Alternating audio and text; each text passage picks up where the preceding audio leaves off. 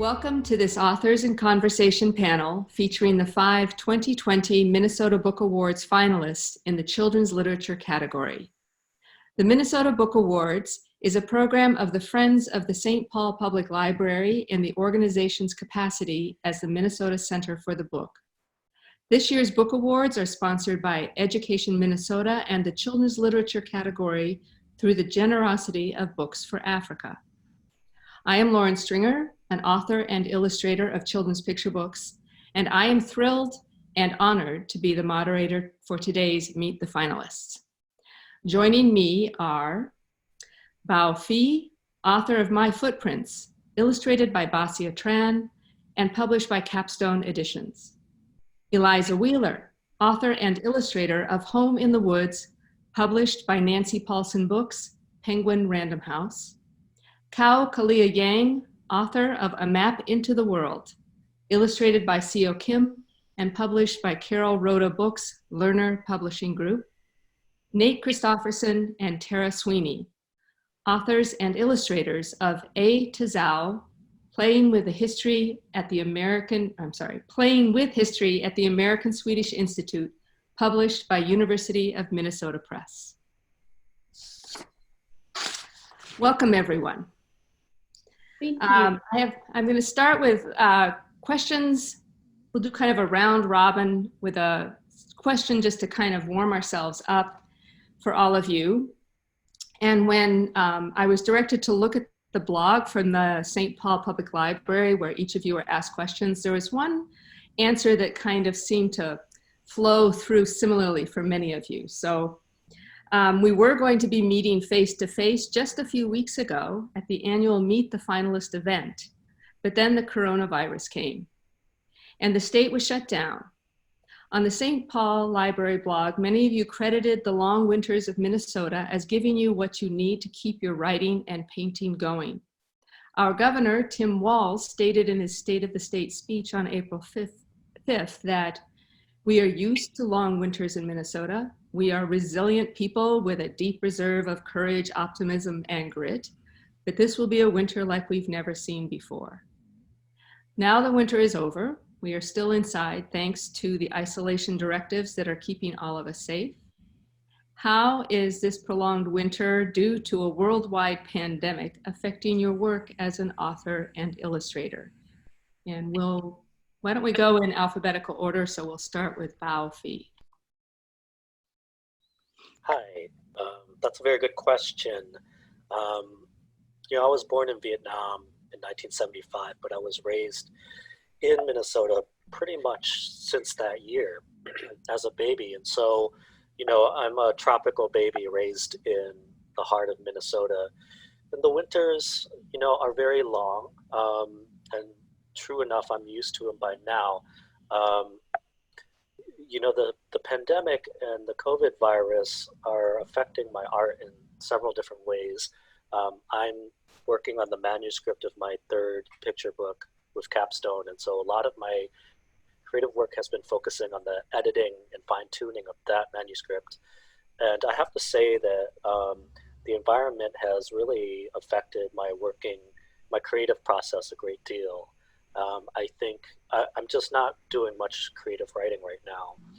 And part of that is that due to the COVID-19 and the quarantine, I'm finding that I have to devote a lot of time and energy to learning new skills in order to maintain any type of feeling of job security.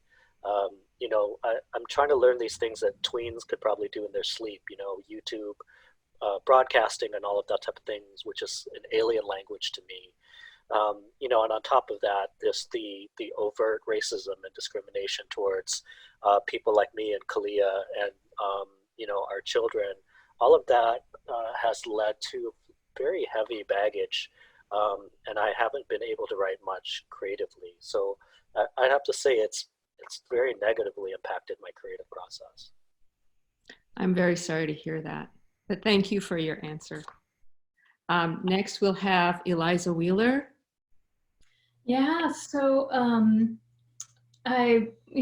thinking about this question, it's it's a little strange in that I'm already a little bit of a hermit, being an illustrator and writer. So I feel like outwardly there's not a whole lot different. You know, I work in the same space that I've been working in, and I've been on deadline for the current book project that I'm illustrating. So, you know, there wasn't much slowing down as everything else around the world was slowing down. It was like I had to just keep up my productivity. But yeah, I think when I can let the anxiety of what's going on around me go, I feel like there is sort of a in the moment, it's much quieter, and there's kind of a deepening effect that can have on me. I think I thrive a bit more when things slow down, and so without a lot of the outward demands happening, I'm finding it actually to help me hone in a little bit. And I think it also, there's something very reflective about this time with all this going on around the world. It just makes you reflect on what you're doing in your life and work and how you might want that to change and be different. And so I'm finding that to be maybe a positive effect that's going on for me. Thank you. Thank you. Kao Kalia Yang. Thank you for that wonderful question. I really wanted to say, Bao, you're absolutely right. You know, with COVID-19 and the increased racism in communities, Asian American communities across the country, there's a new kind of pressure on our daily life. I go on walks with my kids almost every day, and those walks, the nature of those walks have changed significantly, as well as some of my beloved spots around these cities. Connie's Creamy Cone, which I grew up going to, you know, a Hmong man was being up there not too long ago because he was thought to have been the source of the virus. And so there is a new kind of heaviness in my life that wasn't here quite before. But I was also looking at a spring calendar that was incredibly full. Every single day I was supposed to have been doing something, going somewhere, speaking to some group. All of a sudden, overnight, many of those gigs got canceled. Some to be rescheduled somewhere in the far future, the unsteady future, to be determined, as my children say. But what I have found is that my stories have changed. You know, I've started writing again, and the stories are sillier than they've ever been. When I tell my kids stories, and I practice a lot of my storytelling with my kids first, especially in terms of the children's books, you know, whereas before they were interested in the stories that I thought were important, and I was interested in the stories that I thought was important. Now I want to make them laugh. Now I want to tell them stories about the times that they are living in, about 3 restless children in pajamas 24/7 who yearn to do incredible things, then all of a sudden they can. You know, Amazon packages arrive and there are flying shoes in there. There are twigs that are really wands. There are hats that you put on and nobody knows that you have on a hat, but it allows you to see into the thoughts of others. Incredible stories are coming forth. And so in some very real way, and I think this is a reflection of the kind of person I am, my energies, because of everything that's hitting on the outside, the energy that I'm pushing forth from the inside is countering that. I'm not very good at sciences, but I remember Newton's rule: for every force, there's an equal and opposite reaction. And that's in so many ways what I'm channeling at this time in my work, creatively. I want to be the force that responds to all that hate, all that hurt in the world that we are living in. And so it's in many ways a strangely magical space that I'm occupying these days. Thank you for that answer. And now we've got the writing, illustrating team, Tara Sweeney and Nate Christopherson. How do you want to answer this question? I'll just give it to both of you at the same time. And you want us to talk at the same time? Absolutely not. So let's start. Shall we start with you, Tara? Sure. Okay.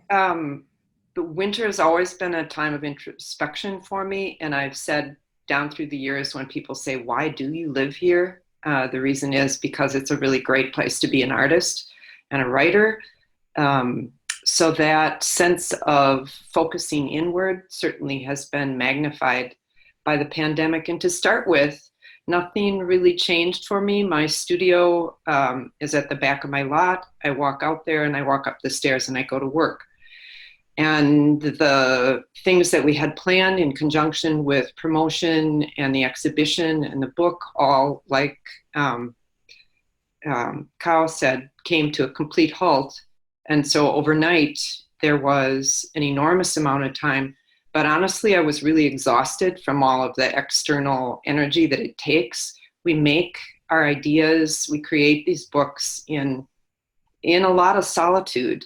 And then when it becomes a book, it's really an external and extroverted activity. So I was doing all those things and I chose them and they were great.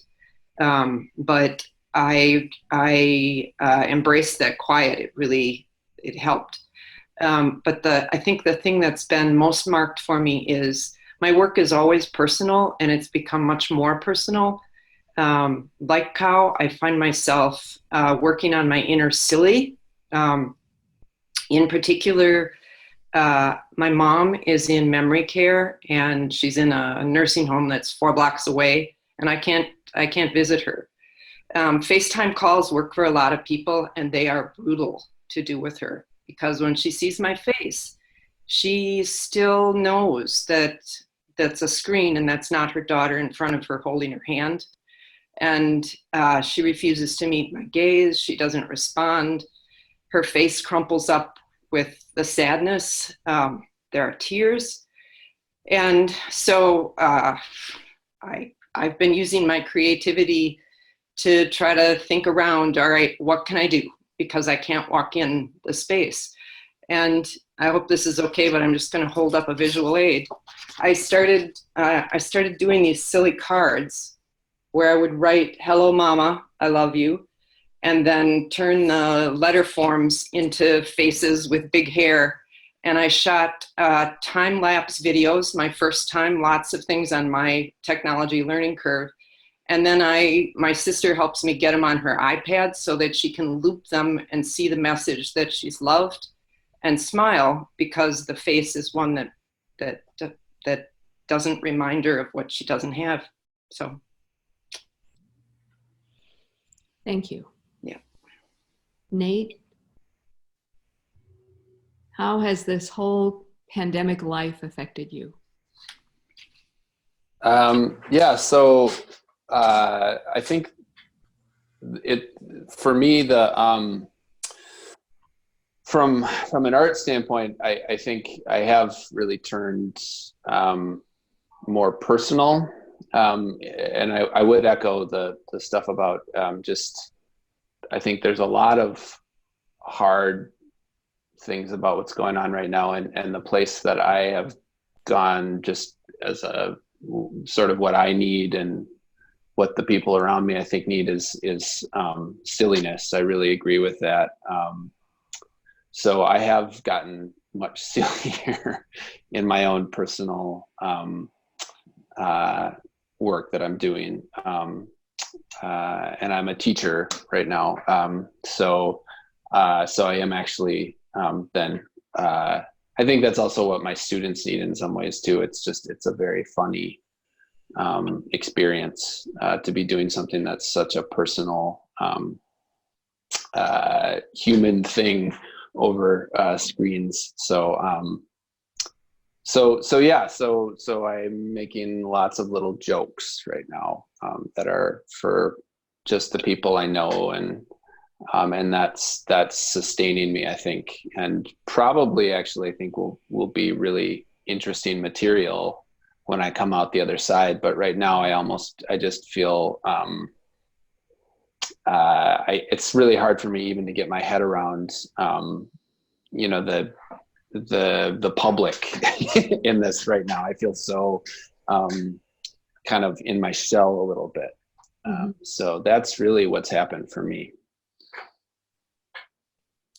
Thank you. It's really nourishing for me as a writer, painter, to hear your stories of how this whole time is affecting you. So thank you for those answers. I'm going to head into the individual questions now. And I started with just the fact that I'm a lover of process. I love hearing the story of how a book was made.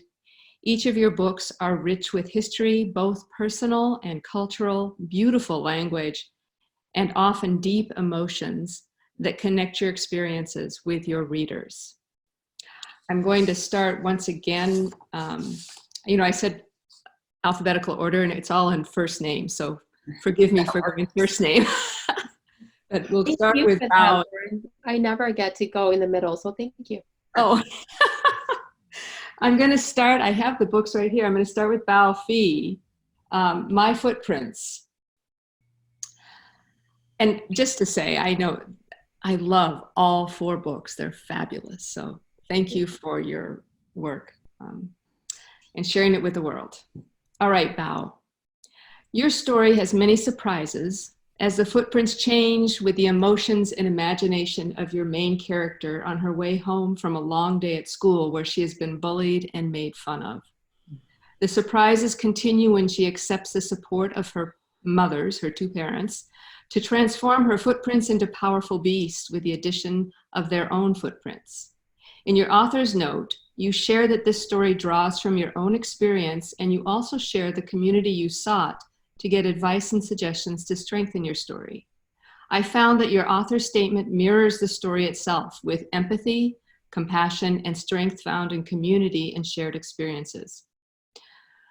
I asked a few questions, so you can choose which ones you'd like to answer, but what was the initial spark for telling this story? And did the story come out all at once or over a long time? And how did your story change with the added advice and suggestions from your friends and writing community? Well, thank you very much for that very kind note and the generous question. With My Footprints, I knew that if I wrote another children's book after the first one that I had written, I knew that if I'd written a second one, I wanted the emphasis to be on bullying. So I knew that that's what the heart would be. I knew that that's what would drive me to write, but I didn't know what the story was. I knew what I wanted to address, but I didn't know what story to tell, and I didn't know how to tell it. I also had a feeling that if I was to do a second children's book, I would want something based more on my daughter. My first book was about a relationship between a boy and a father, and I really wanted to, honor the female identified side of my daughter's experience. Her mother identifies as queer. And my daughter pretty much insisted that my next book be about her. It was like 5% my idea, 95% idea that my daughter's idea that the book should be kind of based on her experience. So I knew that I wanted to do something, but I didn't know quite what the story would be. And so I sat with the idea for many months, actually. I knew just the fire was there, but not the story. And the story didn't really come until I had taken my daughter out up north for a work trip. As a single parent, it's like everything is dual purpose. And so I was up north for work, and I brought my daughter, and we made a vacation out of it. And she started stomping around with delight and saying, my footprints, and just chanting. And I found this to be very delightful. And I couldn't get it out of my head. And then I started to think about, well, what if the story was about a little girl who imagined herself as these different beautiful creatures, both real and imagined, to deal with these hurt feelings of being bullied. And that's really how it came to be. The bullying part is very obviously, and imagining that I'm something else is obviously very much my own experience. Growing up, as a refugee, in a very poor, large community, in a very contentious neighborhood, that was very much my experience. The second part of your question, that being said, even though bullying and imagination in books are how I dealt with it, the fact that I was a straight cis male meant that if I wanted to tell this story about a little girl with two moms, and it was important for me for her to have two moms, because I feel like all of us need to really expand our idea of what a family can look like.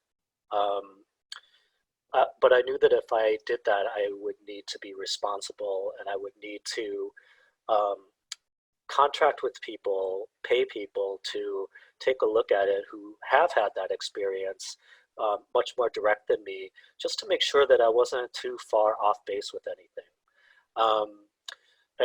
One example was that originally in the first draft of the manuscript, the little girl refers to her moms as Mama 1 and Mama 2. And I did that just because, kids can be very precocious, and they can just sometimes make odd decisions like that. And I thought it was a very cute, quirky way for a child to refer to their two moms. But, several of the people that had read the manuscript felt like that was a little bit odd and off-putting.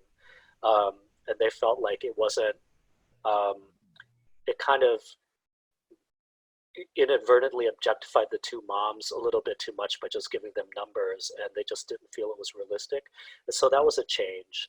I also, there was a couple of cultural references in there that were not from my culture that I wanted to make sure, were not like something super offensive, because there are always things that we don't know. And so I think part of it was just, checking in with people to make sure that things weren't too off base. I don't know, does that answer the two questions? Yes, that's a wonderful answer. Thank you, Bao. It really brought me into the process. I think brings all of us into the process of your writing it. Thank you very much. Thank you. Next, we're going to go to Eliza Wheeler, whose book, Home in the Woods. I think they're showing it backwards, but I'm still going to show them anyway. Author and illustrator of Home in the Woods. I am moved by the story of a large family who has just lost not only their father, but their home during the Depression, coming to live together in a tar paper shack in the woods. Was this a story you were told first as a child and grew up with? What was the spark that compelled you to share this story with the world? And I'm just curious, since you're both author, illustrator, did the words come first, then the illustrations, or did they end up feeding one another throughout the process? Yeah, thank you so much for those questions. So I grew up hearing these stories from my grandma Marvel, who is the 6-year-old character in the book. And she, when you're little, things just are the way they are. So hearing her her stories, it was, grandma lived in a shack, they didn't have toys, things were just very black and white. But then, getting older and through the years, coming to realize how amazing that story is, and thinking a lot about her mom being a single mom of 8 kids, and they were ages 14 to 3 months old. She had a 3-month-old baby when they moved into this abandoned shack, basically, squatting on the land in the middle of the North Woods in Wisconsin. And so I was a couple years older than my great grandma would have been as I was working on this book. And so it just felt amazing to me that she did this.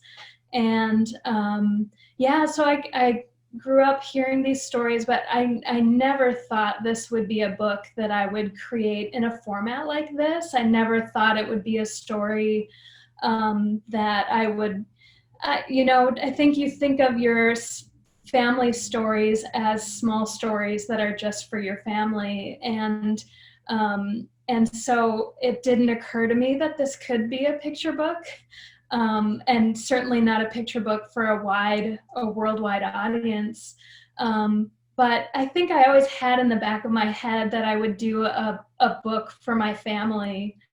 And after Miss Mabel's Seeds, my first book was published, my editor invited me to, chat with her about more book ideas I had. And I sent her some short summaries of different ideas I had. And it really felt like a last minute impulse that I threw in my grandma's childhood story. And she was so emphatically sure that this would make a great picture book.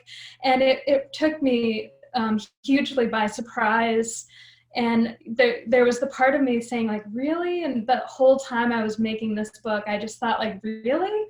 Will this work? And I think having an editor who's confident and experienced, and she had the confidence that I didn't have in this story. And it took me to get to some of that the process question that you asked. It took me 6 years to write this book. And it certainly wasn't 6 years of sitting down to try to work on it every day. There were very long stretches where I put it on a shelf and thought, I don't know how to tell this story. So I would leave it alone for long stretches. And I was working on illustrating a lot of books in that time. So there were a lot of stops and starts and getting stuck and putting away and it not leaving me alone. So picking it back up. And what was I going to say? You asked about writing and illustrating.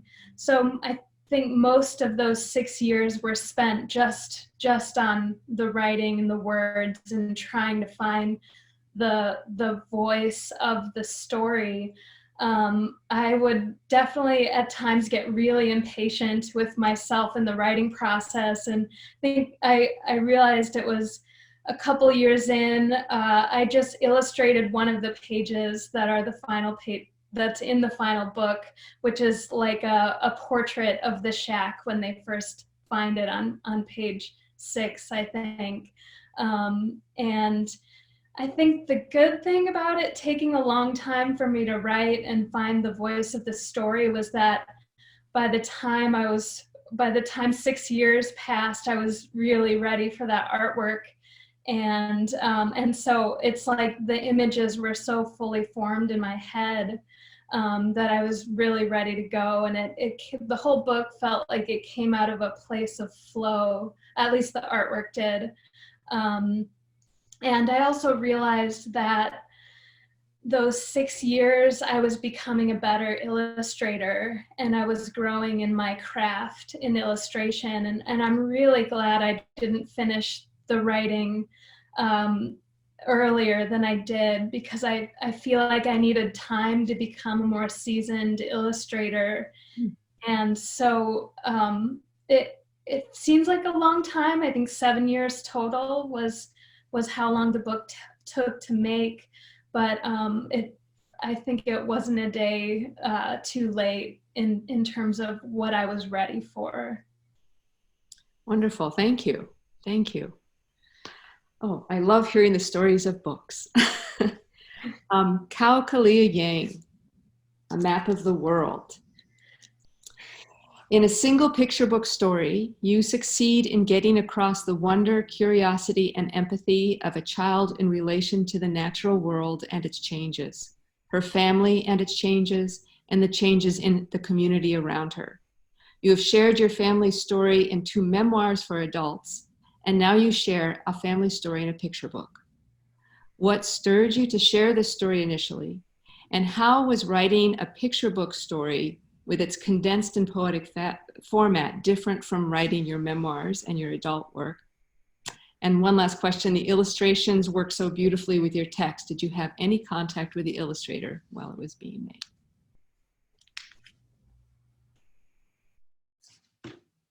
Thank you for those thoughtful questions. I really want to say that I'm a big fan of all of your works. So this is, as a debut children's book author, this is a dream come true, people. So thank you so much. It's really an honor to be among all of you. The seeds of inspiration for this book began when I was a child. There was a bookmobile that would come to the McDonough Housing Project, and my sister and I would go every week. And one week I mustered the courage and I whispered to the librarian, do you have a book about children like me? And she haunted those shelves, and she came back with a book about the Japanese and the Chinese. And then she said, sweetheart, I'm so sorry, there are no books on these shelves about Hmong children. And I said, I thought I whispered it, but she heard it. I said, one day a little girl is going to come in here and find a book about the people who love her best. You know, growing up, I wanted and I yearned to see books about children like me, children who are living here, who had moms and dads like mine. But that was an impossibility in the world that I was growing up in. The kind teachers would staple together pieces on papers, and they would try to create stories that would speak to me, and I recognized the kindness. But the yearning was there. This story came because I all of a sudden became a mother. I had become a writer and I was now a mother. And we moved into this house, and on the very first day that we came to visit the house, an old man and an old woman pushed out this very particular seat. It's like the back seat of a car out of their garage, and they sat there and they looked at us. So we didn't know what to do. We waved, they waved back, and what ensued was this waving game across that whole season. I came into the house incredibly pregnant, and in the process, I gave birth to identical twin boys, just like the characters in the book. The first winter that we were here, Ruth died, leaving Bob alone. And that spring when we went out, Bob would push his chair out, but he would sit there by himself and he would weep. The children were sitting, they were crawling, they were standing against the fence, and Bob would wave at them, he would weep. And so I started crossing that street to go talk to Bob, and I started taking my kids with me. And on a very particular day, the kids, where Bob was particularly sad, my children asked if they could draw on Bob's driveway. He says, go ahead. And so Sheng Yang took the lead, and they drew and drew. And when Bob and I were done talking, they came and he said, what did you draw for me? And the kids, just like the book, they said, we've drawn you a map into the world, just in case you need it. Mm. And Bob said, I think I might. He was weeping. He was telling me that the apple tree in his backyard had given him more blooms than any other year, that it was going to give him more fruit, and that the apple tree itself was saying goodbye, that it was indeed his swan song. And I looked at him and I thought, you know, for the very same reason that I wrote the adult books, I thought, what can I do to give this man something to look forward to across the seasons? And so I said, Bob, what if this becomes a children's book? And Bob looked at me and then he laughed. He said, you would be turning a weed into a flower. And I said, Bob, have you not seen my garden? And Bob laughed some more. I think he thought I was joking. But that became a mission and a responsibility to the little girl, me, to the little girl I was raising who had indeed drawn that map, and then to my elderly neighbor, Bob. And so I sought out to write a children's book. And as luck would have it, I came upon an incredible editor, Carol Hins. And so Carol gave me an intensive on the children's book, on the 32-page spread. And we put forth a map into the world. The very first copy, Carol drove over, and this is the beauty of having a local publisher. She drove over and we ran across the street and we gave it to Bob. And he wept so hard. He said that it had taken so long that people were saying to him that I was pulling his leg. But right now it sits, on his special table right beside his Bible. Bob isn't doing very well right now. He's been diagnosed with cancer. I was going to have him be my date to the Minnesota Book Awards. I got the tickets and everything, but that isn't going to happen. But yeah, that's why I write. I write for people I love. I give them reasons to look toward the future. I write for the little girl, me, that had yearned to see a more beautiful future. I write for the little girls who are in the world right now, who need to see themselves as part of the world that is here, that is now. In my adult books, I've told the stories of how we've come here and the lives we've built here. In my children's books, it gives me an opportunity to explore the lives that are taking place here, that are a fabric of this place that has made me who I am, So in many ways, it's a love letter to plays. You're absolutely right. When I write for adults, I have like 300, 400 pages to do the work that I want to do on a page. The pages, I have bigger word count, more room for mistakes as well. I want to acknowledge that. But in the world of children's books, it's 32 pages. How do you do that work, and what do you do with that work? I'm a very collaborative person by nature. I love the idea that I'm only doing the words and that somebody else is carrying the images. I love Eliza's art. I love your art, Lauren. And I'm like, in the hands of an artist, something magical can happen. And that's exactly what Zåäö did. Map into the world. She's Korean American, but she's also an Asian American woman. She understood the importance of representation. She understood the importance of the culture and the richness of the world that I was coming from. So she did her research. We communicated, we emailed, and we sent photos, and we discussed. And what emerged, I think, was more beautiful and dreamy than we knew how to imagine, both of us. But that means I'm a part of a team. And this is one of many books. This year I have 2 more children's books coming out. So I'm not just visiting the landscape of children's literature. I'm building myself a little shack in the big woods, and I'm hoping to stay for a time across many different seasons. My favorite writers have always been the ones that have given children space and room to grow up, and adults space and room to grow old. And I want to do that in my work, and I think that sensibility isn't too old or isn't too young. It is a timeless sensibility of the world. Thank you for that answer. Thank you. Thank you. You guys, you're filling my heart today. All right, and now we have Tara Sweeney and Nate Christopherson with A to Zåäö, Playing with History at the American Swedish Institute. Your ABC book has so many layers, not only in words in 2 languages juxtaposed with images, but also images juxtaposed with images to tell stories without words. What was the first spark of an idea for this book, and what kept it alive? It is clear that there were tremendous input and collaboration with the Swedish Institute in bringing this book to life, but how did you 2 choose the specific objects? Were there stories and pictures swirling as you chose them? And how did you choose the specific Swedish alphabet words to juxtapose with the objects? And then I end with basically share a bit about your process. And we'll start with Tara again. I think you actually were the one to spark the whole idea. Is that right? I can talk about the spark, and Nate can talk about the swirl, because that's all right. There we go. Spark and swirl. Yeah. There are several sparks, really. I think the concrete spark came out of a workshop that I taught at the American Swedish Institute for beginning watercolorists, and I was still life, and I chose to use objects from their historic collection. And the participants in the workshop were more jazzed, almost, about these objects, and were telling stories and asking questions, and it triggered memories of their of heritage objects that they had, and they also painted. But if you've ever been in the room with 15 painters, it's usually really quiet. So there was clearly something special going on. And then I did the workshop 2 more times, and the same thing happened.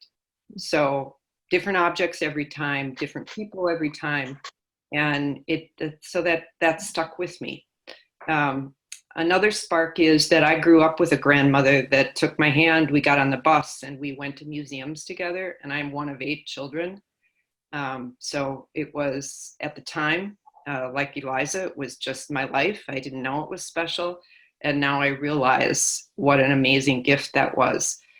She was also a storyteller. She walked around reciting poetry. She taught literature for 40 years. So my grandma's one of the sparks. That moment of people sitting around the table painting and telling stories is one of the sparks. And then there's my son, the spark. We have had, people say, how long have you worked together? And I say 38 years, pretty soon 39 years. But we've always talked about collaborating. We're both artists. We've been there for each other as voices, not the kind of family and friend that say, yeah, it's beautiful when it's not, but the kind of art trusted voice, art and writing trusted voice, where we could show each other what we were doing and really count on each of us saying what we thought and what would make it better or what was good. So those three sparks came together, and it didn't leave me alone. I really did wake up one Sunday morning, a couple weeks after this workshop, with a whole bunch of what ifs, and what if is one of my favorite questions. But I said to myself, what if it was possible to create an ABC of these objects, an alphabet of these objects? What if Nate would do this with me? What if this would be the collaboration we've always talked about? What if the Swedish Institute would let us back in there and we could work in public spaces so people could see these objects one at a time and could tell more stories and see the process? What if University of Minnesota Press was interested in this as a book? And we're a debut picture book author and illustrators. We've both worked with books in our professional creative life, but never a children's book. So it was, there were a lot of crazy what ifs in this list. And what if I wrote a proposal for an artist initiative grant and the State Arts Board would support a residency so that we could get the idea rolling. And then the last one, I'm known as the finisher in the family. But I thought, well, what if, after all that, if it did become a book, could the book and the objects and the artwork all reside in a space? And could there be an exhibition where this would come full circle and people of all different ages, multiple generations, could show up and play with history, literally? And the answer to all those what if questions was yes. So this project had amazing flow. I can't remember exactly what you said, Eliza, but it was just kind of uncanny, and I could feel it. It's taken us 4 years. I don't feel so bad, because now I know some books takes long. It always felt like 4 years is so long to write one book, but it's just the pieces have come together, and so it has felt like this is what we're supposed to do, and the reasons will become clear why we're supposed to do it. And in those 2 weeks that our exhibition ran before the pandemic precautions closed it down, we did get to see people play, and we got to see just amazing life and connection and storytelling happen. And I'm really grateful for that. Thank you. Yeah. I think really what makes, can you guys hear me? Yes. Okay. I think really what makes this, what has made it special for me really is first and foremost, just the collaboration with Tara, my mother. It's, I don't necessarily know if I actually could birth a book into the world on my own with all the things I have going, and something about doing it with her and doing it with somebody who I think we really complement each other in a number of ways, and we really trust each other. So it's like it was just like, it was really funny to talk to people about doing this, because they'd say like, like that must be so weird to work with your mother. And the truth of the matter is that it's just it was just a really lovely process to get to do that with her. And also then the other beautiful thing about it was just collaborating with the Swedish Institute. Really, it was just lovely it was like such a wonderful way to get to meet all these people and to learn about this place and to learn about the stories behind it. And that's really what made it an interesting activity for me to work on. And I would work on this book. I'm a morning person, so I would work on it for like 45 minutes before I would start work at like, I'd go for a run and then work from like 5:30 in the morning to like 6:15. And then my kids would get up and start talking to me, and they would be, there are parts of the book that they actually end up in, like their marks are in, because not inadvertently, they just started marking things up on it.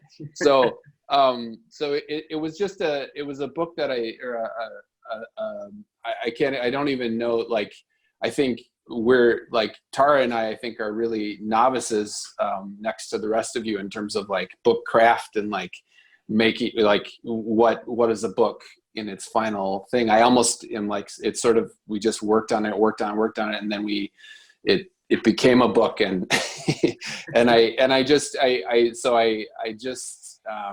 the process was just kind of happened over time.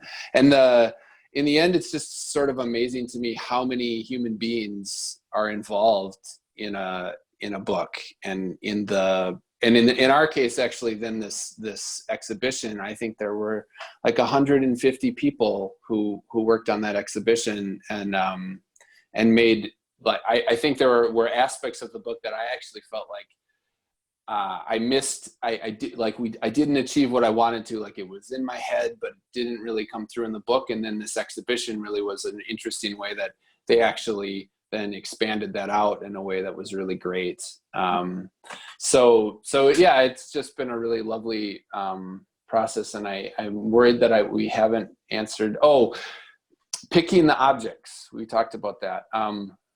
So we went, that was very early on, and like right away we went back with Inga Thijssen. I'm going to screw it up because I have that. So Inga Thijssen, who's the collections manager. Thank you.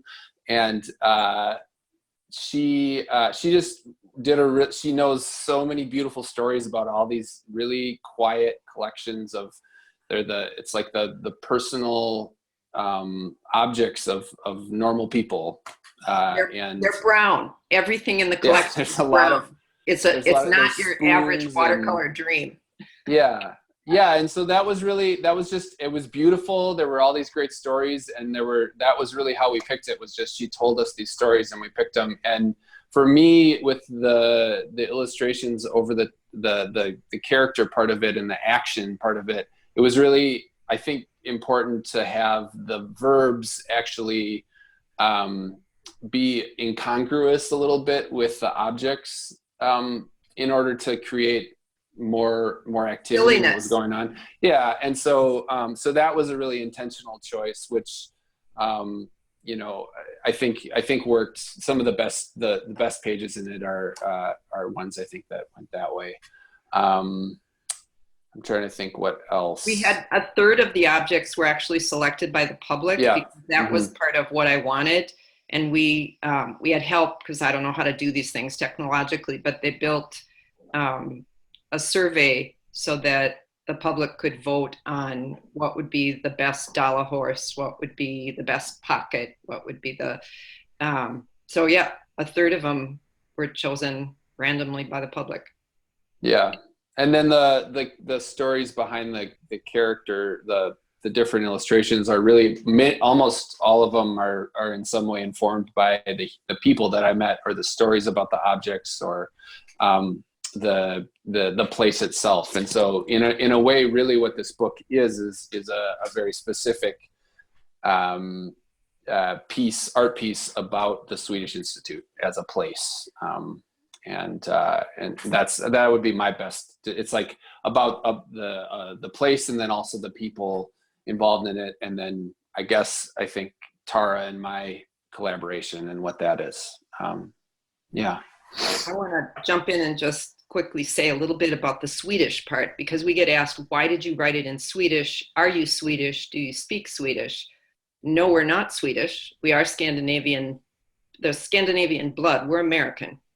But this is an immigrant story. This collection is the objects that Swedish immigrants brought to Minnesota 150 years ago, and they were not going back. So that didn't hit me to start with, but as I worked with each of these objects, I was alone in the space. Sometimes people would come in and talk to me, but I had a lot of time to look at them and think about it. And it struck me at some point that every one of these had been loved, every one of these objects had been chosen and was loved enough as a utilitarian object that was going to keep a family alive, or as a marker of what they were leaving behind and who their identity was, what that identity was that they could carry forward to a new land. And it just struck me that we were taking this 150-year-old collection and bringing it to life. And that story of what can we carry when we can't return is a very timely question. It has not gone away. Mm-hmm. Thank you. What incredible answers. Thank you all so much for this conversation, for sharing your process, for sharing your beautiful books with us. And I think that's it for now. And congratulations to all of you for becoming finalists. Minnesota is a state rich with books and book culture and authors and illustrators. And I'm just so proud to know you, and congratulations.